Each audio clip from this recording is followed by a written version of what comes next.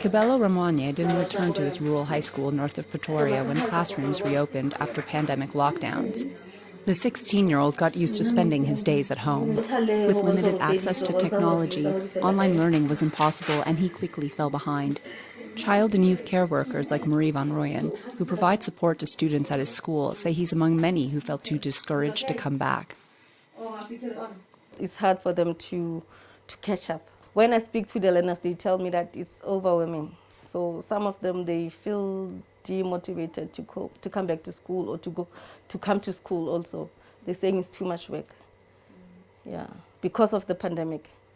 A national study on the effects of the pandemic in South Africa found that 500,000 students dropped out of school by May this year. That's compared to 230,000 dropouts in 2018. Not completing high school has long-lasting effects.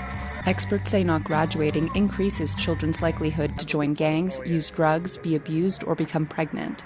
We know that learners who drop out of school before completing the final year of high school, known as matric here in South Africa, struggle to find decent jobs. Dropout isn't just the problem of the individual or the individual's family or community. Dropout is a problem that affects the country as a whole, as well as the economic health of the country.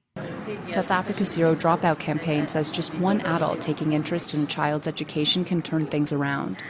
The Isibindi Ezekuleni program is doing just that by providing 29 schools with child and youth care workers. Care providers offer students educational and social support in class, at home, and during lockdowns by phone.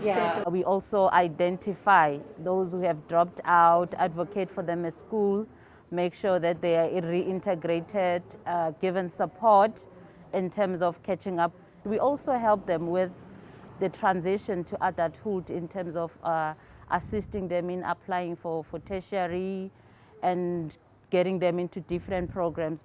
Ramanye was among the students identified by the program. She's the one that told me that I must go back to the school. Yeah, that's why I did go back to the school. The Zero Dropout campaign and its partners are calling on the government to launch a nationwide strategy to re-enroll and retain students. They also want to see better attendance record keeping so schools can track and trace absenteeism to identify at-risk students before they drop out. Linda Givetash for VOA News, Johannesburg.